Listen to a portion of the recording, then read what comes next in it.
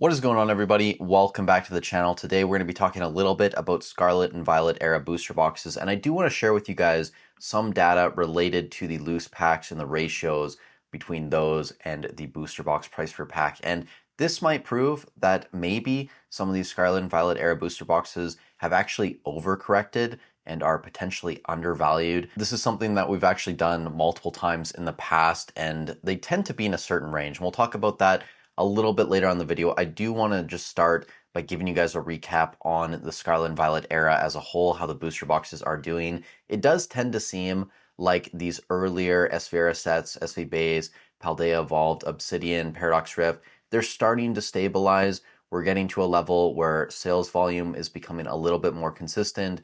Booster box price isn't continuing to drop. I will say Paldea Evolve, we're down to $367 on TCG Player, but if you come in here and look, a lot of that is being skewed by, I imagine this is probably going to be Korean product again. You can see down here more Korean products. So realistically, I think this is about a $390, $400 booster box again. Now, if we want to take a quick look at Obsidian Flames, this is in the $290 range. When you look on eBay, I think the lowest listed box by it now currently is about $290, maybe $285. So it's in that range as well. Maybe you want to argue it's a little bit closer to $300.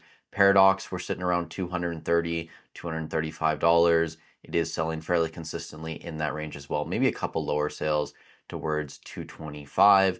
Now moving on, Temporal, still a lot of this on the market.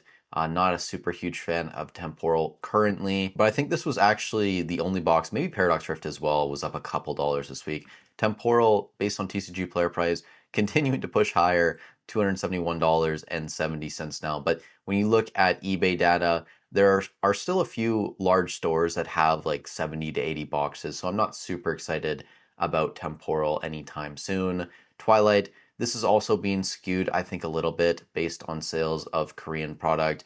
Realistically, this is somewhere between $290, $300. eBay, you might be able to find a box somewhere between like $280 and $285.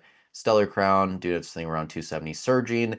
I will say more supply on the market compared to last week, again, continuing to move up. And then also the sales volume coming down, which is surprising because the box price is continuing to go lower. You can actually find boxes on eBay all day now for 215 USD. And I've actually seen sales, best offers taken at like 195, 192.50. So that's only like 20% higher than MSRP. This is the box that is the closest to that number currently, which is kind of surprising in my opinion. And Journey Together doing its thing as well, $250, not much to talk about there.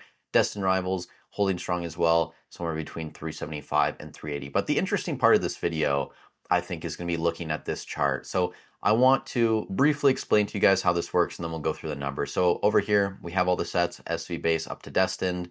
We have the loose pack price. These are taken from TCG Player, for example. SV Base, $692. You come over here and look, it's at $692. And just a side note too, if you go through all of the loose packs, they've actually been a lot more stable compared to the booster boxes. We haven't seen massive price fluctuations on most of them. A couple though, I think, like Surging, obviously. This at its high was up to, I don't know, what would that be? $7.50.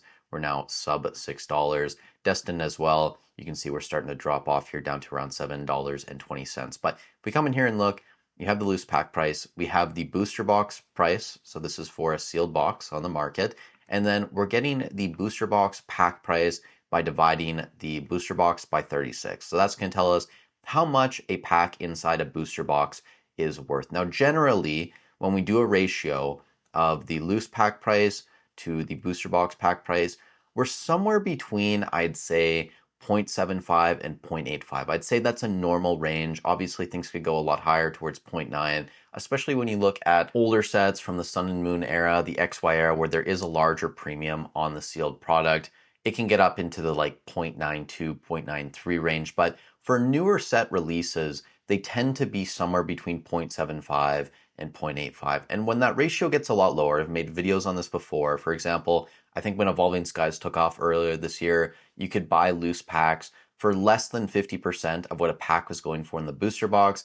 That's a time where things, in my opinion, are undervalued, and you can definitely buy up the loose packs and expect to see decent gains on them in the short term. But when I look at the Scarlet and Violet era currently, It might come as a surprise to some people, but I think a lot of these booster boxes, just based on the ratios, could potentially be undervalued, especially the first four. For example, SV Base, the most egregious example, the booster box, $226.25. That means you're paying $628 for a pack inside a sealed booster box, whereas the loose packs on TCG Player are going for $6.92, and they are selling consistently in that range. For example, just today, there's been 5 sales, and that would be, 9 packs that are moving. So not a ton of packs compared to some of the more popular sets, but we are seeing multiple sales in that 693 range all day, every day. And even some of these other sets too, Paldea, Obsidian Flames, Paradox Rift, these are a little high, right? It should probably be somewhere between a 0.75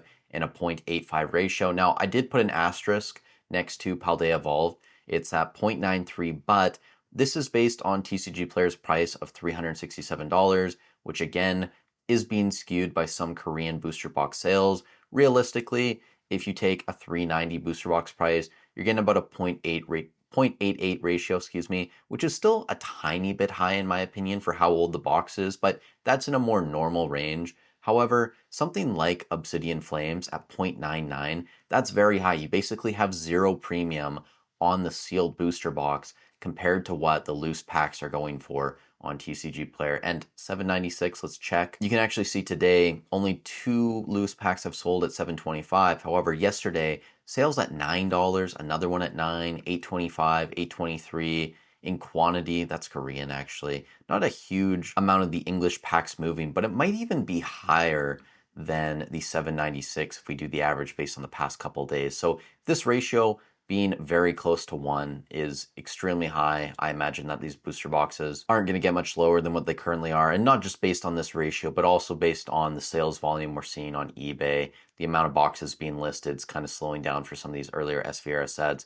Now, there are a couple more I want to point out here. Stellar, 0.92, it is above that 0.85 ratio. I wouldn't worry about this too much. Stellar's kind of an outlier in my opinion. We do tend to see this happen the odd time with some of the less popular booster box sets where it's a little bit outside the normal ratio. However, Surging Sparks, 0.95, this is quite high, especially for a set that's had a lot of reprints. And you can see here, if we go look at the loose pack price, it has definitely fallen a lot from like $7.50 all the way down to around $6, but the booster box is doing the exact same thing. Again, we already talked about this, sales below $200 on eBay, which in my opinion is just absurd. It makes absolutely no sense. I understand a ton of these are showing up at vending machines, but just based on where everything else is at in the market, especially the sets around it, like Journey Together, you're at $250, Stellar Crown, you're at $270.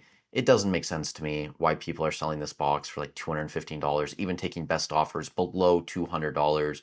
Ridiculous in my mind. And then the final thing I wanted to touch on this video, Destin Rivals, booster box around 375, 380, whatever. We come in here and look at the ratio with the loose packs being 719. That gives us a 0.69 ratio. You might think that the loose packs are slightly undervalued, and maybe that's the case. But if we go back to where the price was maybe like a week ago, like early November, around 783 per pack, that would give us a ratio about 0.75. So I don't think it's too far out of the normal range here. It is definitely the lowest out of all the SVR sets currently, at least the booster boxes, but I don't think that this is anything super abnormal. I will just say though, in regards to Destin Rivals booster boxes, I think it's only a matter of time before we get a lot more of these on the market. It really is weird, just the difference in perception between something like Prismatic at 2x MSRP versus Destin Rivals that's at like 2.5x MSRP. Maybe not that high, right? What are we, like 2.2x MSRP? A lot of people just seem to have a much higher level of confidence in Destin Rivals at these prices. It's something that I just haven't been able to wrap my head around.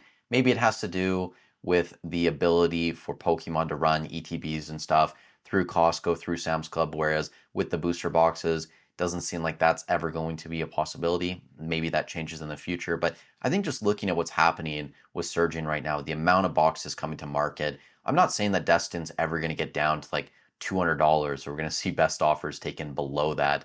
But just based on what I've seen with Surging Sparks, I find it very hard to believe that Destin Rivals is never going to be like $250, $260. And maybe that's just my bias. Like I'm sure there's someone who could bring up a counter argument to why Destin's never going to be below like $300. And if you can think of an argument like that, fair play to you, but I just don't see it holding up the entire life cycle over 300 bucks. I just don't see that being realistic. Again, if you guys disagree, definitely feel free to let me know in the comments down below. I hope that this little set of data here is useful to you. Hopefully we can do this again in the future, maybe in a few months. We should probably do this for the Sword and Shield era as well. Maybe I'll consider doing that on Wednesday when we do the Sword and Shield update in the spreadsheet.